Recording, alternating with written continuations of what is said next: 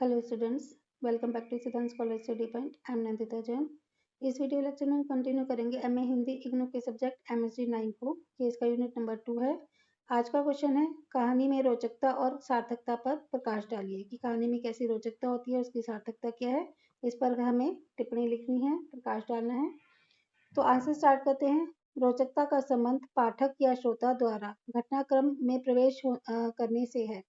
कि जब पाठक या श्रोता किसी घटनाक्रम में प्रवेश कर जाता है, कहानी में उसे इंटरेस्ट आने लग जाता है, उसको इंटरेस्ट क्रिएट हो जाता है, उसे वो कहानी रोचक लगने लगती है, तो उसका रोचकता का संबंध पाठक और श्रोता द्वारा घटनाक्रम में प्रवेश करने से है। इसका ये हमने मतलब समझ लिया।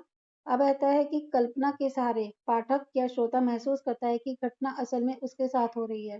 तो कहानी इतनी रोचक हो जानी चाहिए कि उसे लगना चाहिए, पाठक को या श्रोता को, कि जो भी ये घटना हो रही है, जो काल्पनिक है, वो असल में उसके साथ हो रही है।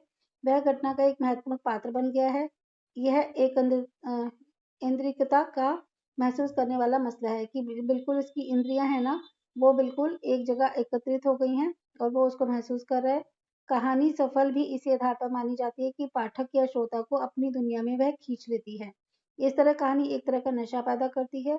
कुछ क्षणों के लिए व्यक्ति भूल जाता है कि वह असल में कहाँ खड़ा है, अपनी वास्तविक दुनिया में या फिर कहानी की दुनिया में। तो जब भी श्रोता या पाठक है किसी कहानी को जब सुनता है, तो इतनी रोचकता उसमें होनी चाहिए कि श्रोता को लगे कि वो उसी दुनिया में है जहाँ पे ये कहानी चल रही है, या फिर उसी के ऊपर वो घटना चल रही है।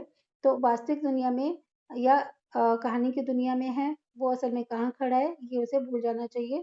और उसे समझने के लिए टाइम चाहिए होता है कि वह कुछ क्षणों के लिए वो भूल ही गया है कि वह है कहाँ पर।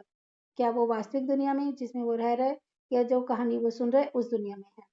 संभवतः इस कारण कहानी की चर्चा करते समय तिलिस्म, अय्यारी, जादू जैसे शब्दों का प्रयोग होता है।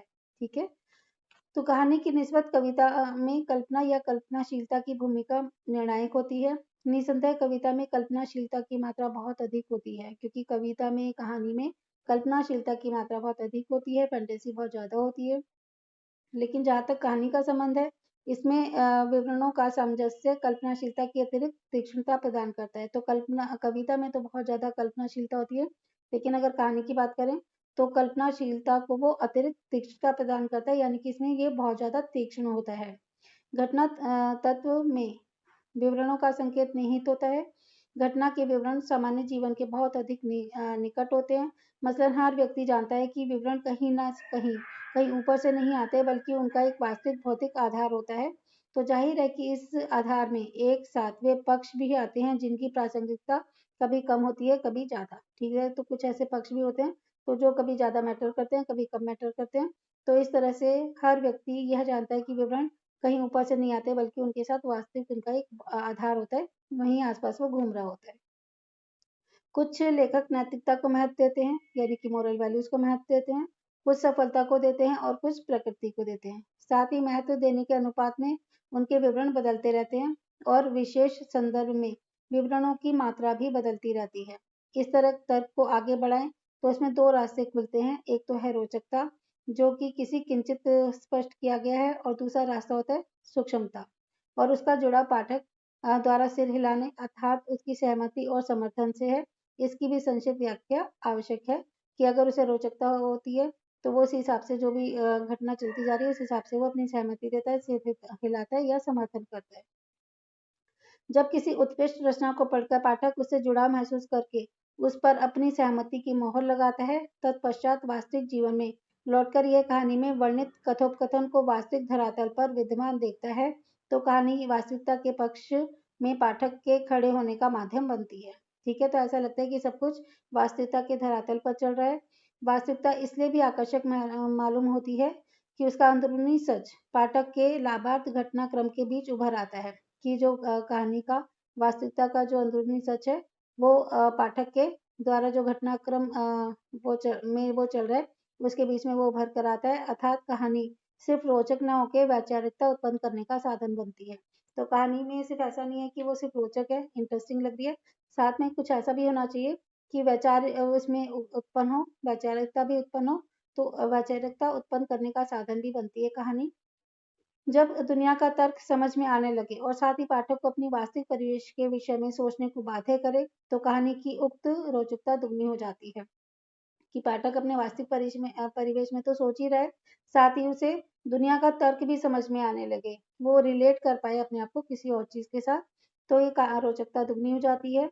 अब कहानी के इतिहास की बात करें तो जहाँ उसकी वस्तु और रूप का मिश्रित मम छिपा होता है, जिस कारण से साहित्य में रोचकता निहित है, उसी से साहित्य के खतरनाक होने का भी पता चलता है। तो एक तरफ तो यह है कि अगर कहानी के इतिहास की बात करें तो एक तरफ तो यह है कि साहित्य में रचना तो रोचकता तो होती है, साथ में साहित्य कितना प्रबल है, कितना इम्पोर्टेंट है, इस बात का भी पता चलता है।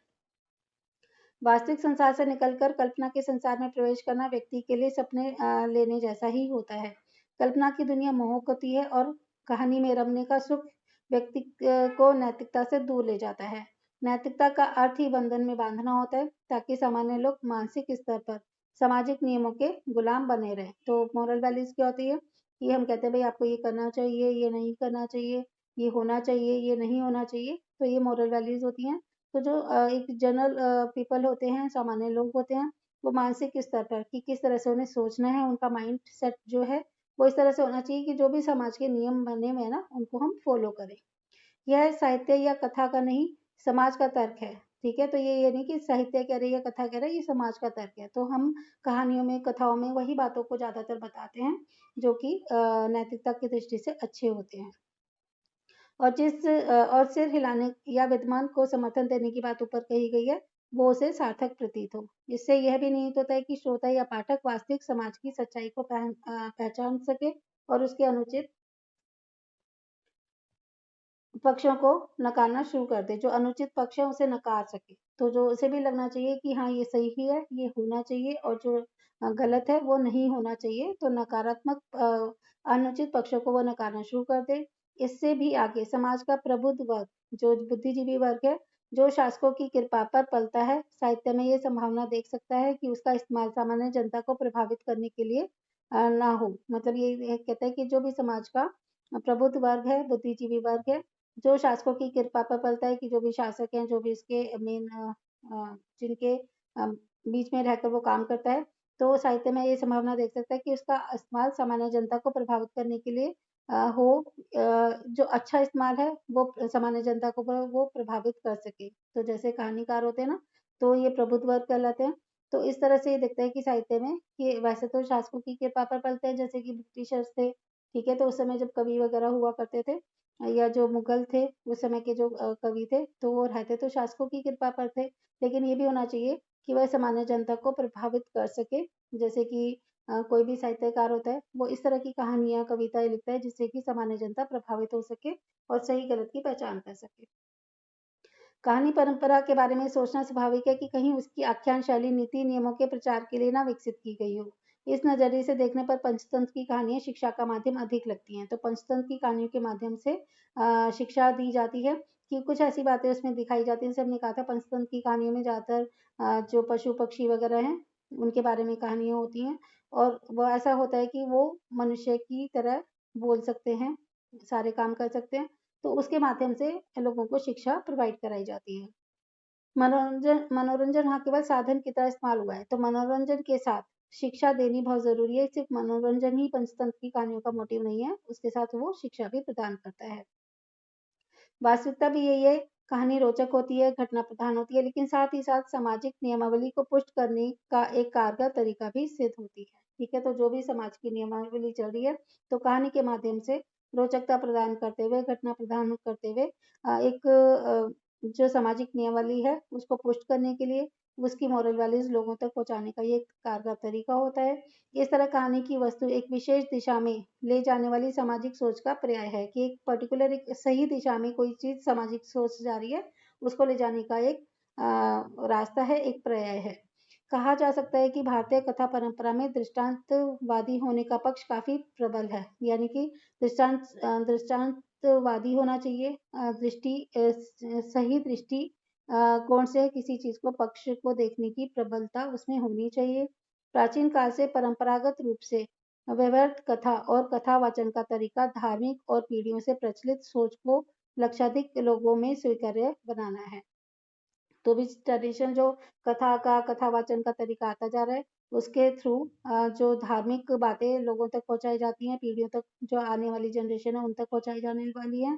तो उसका लक्ष्य यही है कि ज़्यादा से ज़्यादा लोगों को इस बात के लिए स्वीकार्य करना कि जो भी नियम कायदे कानून है समाज के, उसको लोग फॉलो कर पाए। तो उसको कहानी और कथा के माध्यम से लोगों को पहुंचाया जाता है। तो अगला क्वेश्चन हमारा होगा, कहानी में वस्तु और शिल्प के सैद्धांतिक पक्ष पर प्रकाश डालिए। तो आज का क्वेश्चन हमारा यही खत्म होता है। क्वेश्चन था हमारा, कहानी में रोचकता और सार्थकता पर प्रकाश डालिए। तो हमने देखा कि कहानी में रोचकता तो होनी ही चाहिए, साथ में उसकी सार्थकता भी होनी चाहिए।